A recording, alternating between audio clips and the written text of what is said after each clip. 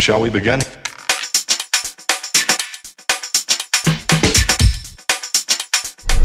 Bonjour Patrick, Végétosphère. Eh bien aujourd'hui on va parler des cucurbitacées. C'est une très grande famille où la culture est relativement facile. On va même en parler pour les enfants qui auront une propension à s'occuper de ça. On va le développer ça après. Mais d'abord, présentation de cette famille des cucurbitacées. Alors si je vous dis potiron, potimarron, pâtisson, cornichon, courgette, courge, bonnet turc, potiron, potimarron, je pense l'avoir dit déjà, les melons bien évidemment, les concombres, il y en a tellement. On ne peut qu'en oublier, c'est pas possible autrement. Quand vous êtes devant un rayon de graines de cucurbitacées, pour le peu que le chef de rayon ait bien fait son travail, on doit avoir au bas mot, une 20 ou 30 genres différents de cucurbitacées. Hein. C'est comme ça qu'on est obligé de dire cucurbita. Pepo, c'est le nom latin. La famille, c'est donc les cucurbitacées. L'origine, on va revenir à notre ami Christophe Colomb, hein, parce que c'est bel et bien lui qui nous a encore ramené ça d'Amérique du Sud. Lui et tous ses acolytes. Ce sont des plantes qui sont plutôt originaires des zones chaudes, donc tropicales, subtropicales. On compte un grand nombre d'espèces, ça je vous l'avais dit. C'est une culture très facile. J'ai parlé des enfants et c'est peu de le dire. À l'école, souvent on fait des tests avec les enfants parce que premièrement, voilà, j'ai une graine là. C'est une graine préhensible. C'est une graine qui est très facile à prendre dans les mains, dans les petits doigts de nos enfants. On sème et on met ça dans du terreau et ça pousse relativement bien. Et l'enfant peut suivre le cycle radicelle, les premières feuilles, le repiquage, la plantation dans le jardin. Évidemment, si c'est à l'école, il y a l'intervention des vacances qui joue là, mais en tout cas, c'est quelque chose qui peut être suivi très facilement jusqu'à la récolte. Et c'est l'un des fruits et légumes les plus rigolos qui soit en ce qui concerne sa culture, mais aussi pour des intérêts gustatifs et de production, parce que c'est vraiment très intéressant. Alors, on a parlé là de la présentation, on va se diriger tout doucement vers les semis. Alors, le semis des courges, faut pas trop se précipiter. Pour tous ceux qui voudraient semer et qui ont peut-être fait cette expérience de semer très tôt en saison, je pense à ceux qui pourraient faire ça au mois de février, ils s'en sont mordus les doigts. Hein. Ça lève très vite et si vous n'avez pas la possibilité de la sortir, elle va pousser, elle va s'étioler, elle va filer. Et à la fin, vous allez avoir un plan absolument bizarre qui ne poussera plus et qui sera forcément rattrapé par celui que vous allez semer dans votre jardin fin mai par exemple. C'est pas un problème, ça, c'est ce qui risque de se produire. Donc le semis, sauf pour les gens qui sont au sud, sauf pour ceux qui ont des serres ou des tunnels bien appropriés, hors gel et avec des températures beaucoup plus appropriées, donc, eh bien c'est quelque chose qu'on peut encore faire jusqu'à fin mai. Étant entendu que les seins de glace qui interviennent un peu avant la deuxième quinzaine de mai sont souvent un frein net et précis. On peut avoir des gelées dans certains endroits de France. En général, on constate une baisse de température avec les seins de glace, ils sont 3 à nous jouer ce petit tour-là. Donc raisonnablement, là on est tout début mai, il est encore temps est possible de semer ces courgettes en pot, en godet, ça lève en 4-5 jours et vous pourrez encore le faire après le 15 mai dans le jardin, littéralement dans le jardin, hein, ça c'est pas un problème et vous allez même gagner en vigueur, vous aurez des plants très vigoureux quand vous les semez dans le jardin. Il faut semer au-delà de la première quinzaine de mai en pleine terre dans le jardin pour vraiment être tranquille avec ces températures. Grosso modo, il faut que la température ne descende plus sous les 13 degrés. Considérez qu'à partir de ce moment-là, un peu comme le basilic, vous aurez un résultat facile, significatif. Pour ceux qui pratiquent les semis, comme moi j'ai pu le faire là, en pot, en godet, dans une barquette d'œufs, encore une fois, là, pour des cornichons, sachez qu'il faut absolument prendre un terreau de semis. Je le répéterai jamais assez, les terreaux de semis ont ce site particulier qui sont fins, tamisés, on y met de la perlite ou pas, il peut être bio ou pas, mais en tout cas, il n'a pas d'engrais dedans. Et ça, c'est crucial parce que la petite plante, quand elle germe, et j'en ai encore quelques-unes là qui sont en train de lever avec un peu de retard, il ne faut pas qu'elle rencontre de l'engrais. Elle risque une brûlure. Voilà. Ça, c'était pour les les semis. Donc repiquage en tout état de cause, pour le sud il n'y a pas de problème, on va repiquer ça avant la mi-mai. Pour tous ceux qui habitent au nord de la Loire, on peut repiquer un peu avant, à vos risques et périls, hein, ça c'est clair. Personnellement je vais commencer à le faire juste après les seins de glace. L'intérêt, la culture, c'est une culture, alors c'est envahissant, il faut de la place. Il faut vraiment pas mal de place. Vous voyez, là j'ai un certain nombre de plants.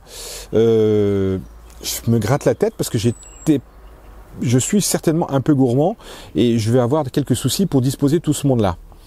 Alors, un truc que je peux vous donner, c'est que en matière de courges, préférez les végétations non coureuses, celles qui n'avancent pas. Grosso modo, un plant de courgettes de Nice non coureuse, ça fait 1 mètre carré. C'est déjà pas mal. C'est l'équivalent de 12 salades. Hein. Donc il faut le savoir, c'est que ça prend de la place.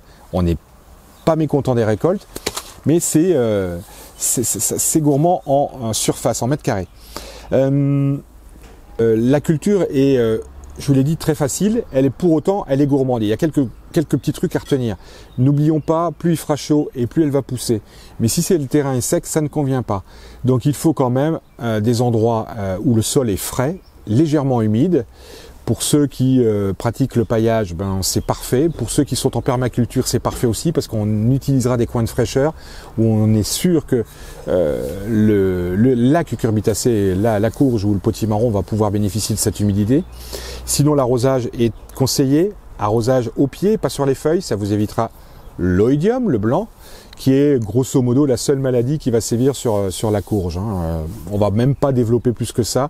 Les courges sont rarement malades. Le blanc, l'oïdium peut se développer. On peut avoir un peu de puceron à un moment donné, mais grosso modo, je ferme la parenthèse des parasites et des maladies. Il n'y a pas trop de soucis à se faire. La gourmandise, on me dit souvent... pour ceux qui habitent à la campagne, à la ferme, j'ai mis mes courges sur un vieux tas de fumier et ça pousse du feu de Dieu. Ils ont tout à fait raison, ceux qui font ça. Encore faut-il avoir le tas de fumier. C'est pas gagné pour tout le monde, mais grosso modo, un tas de compost en décomposition au fond du jardin, ça fait parfaitement l'affaire. Et on pourrait presque même les oublier s'il y a un peu de fraîcheur et un peu d'ombre à certains moments de la journée. La courge va se développer toute seule. Donc l'arrosage est quand même crucial pour tous ceux qui ne l'ont pas.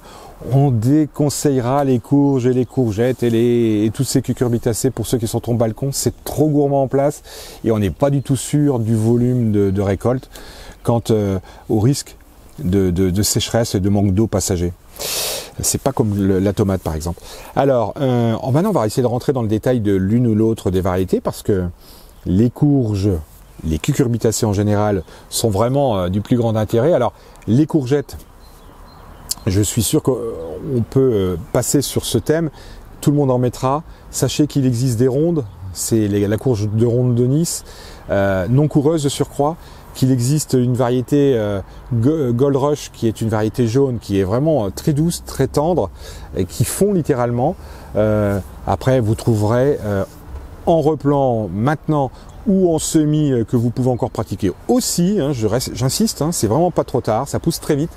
Vous trouverez une foultitude de semences en courgettes, c'est absolument incroyable. Maintenant, dans les autres variétés, moi j'ai envie de vous parler de quelque chose qui me tient à cœur, ce sont les cornichons. Les cornichons, je suis sûr que vous en mangez tous et que vous les achetez. Et puis pour ceux qui sèment et qui jardinent, vous voulez mettre des cornichons, non, je les trouve au commerce. Vous avez été certainement comme moi choqué ou en tout cas étonné de voir que tous les cornichons étaient produits à l'autre bout du monde. Les bio comme les pas bio. L'Inde, la Malaisie, la Chine produisent aujourd'hui des cucurbitacées, des cornichons. On a pris l'habitude d'aller acheter notre bocal de cornichons comme ça.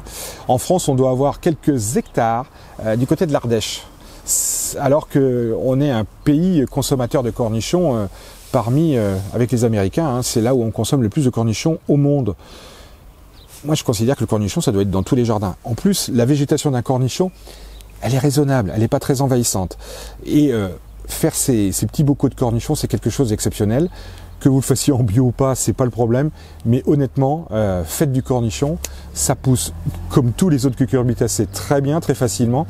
Il suffit de passer tous les matins et de les récolter plus ou moins petits, c'est vous qui choisissez, c'est une question de goût. Moi, je les préfère tout petits parce que c'est là où ils sont les plus savoureux. Alors, il existe une autre cucurbitacée qui est pour moi exceptionnelle. Ça fait une vingtaine d'années que je la cultive, ça fait une vingtaine d'années que j'en parle à travers mes différentes interventions à droite à gauche, parce que celle-là, je la trouve exceptionnelle. C'est la noix de beurre, en français, la butternut en anglais.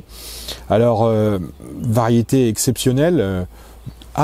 Pour info, au tout début, quand elle germe, on ne voit pas vraiment la différence entre les différentes cucurbitacées. Donc les étiquettes, c'est hyper important parce que on s'y perd. On voit juste une petite différence avec le cornichon qui a une végétation plus petite.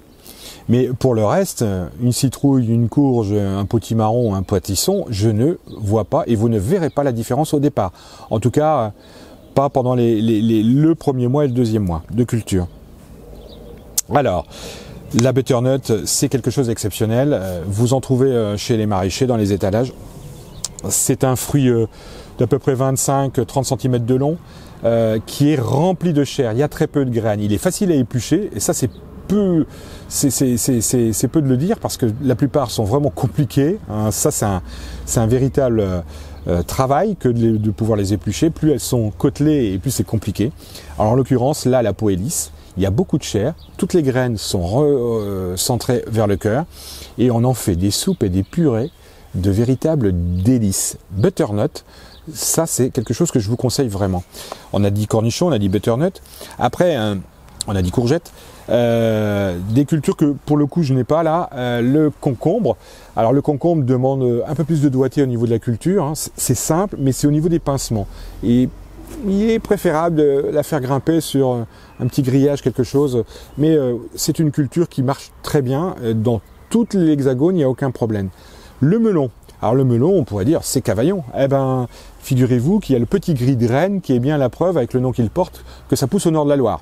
Donc on peut arriver à avoir des melons sans aucun problème dans tout l'hexagone. Il suffit de choisir, mais comme pour tout cela, une exposition ensoleillée. C'est vrai qu'il en a besoin, plus que les autres. La pastèque, ça coince un petit peu dans toute l'hexagone. On aura beaucoup de facilité dans le sud et un peu moins au nord de la Loire. Pour terminer, je vous invite à rejoindre la page Facebook de Végétosphère où une newsletter sur les cucurbitacées vous attend. Et je vous invite sur notre chaîne Végétosphère YouTube à mettre un petit pouce et à vous abonner. On en a besoin, nous démarrons. Je vous remercie et je vous souhaite une belle journée et à très bientôt. Au revoir. Shall we begin?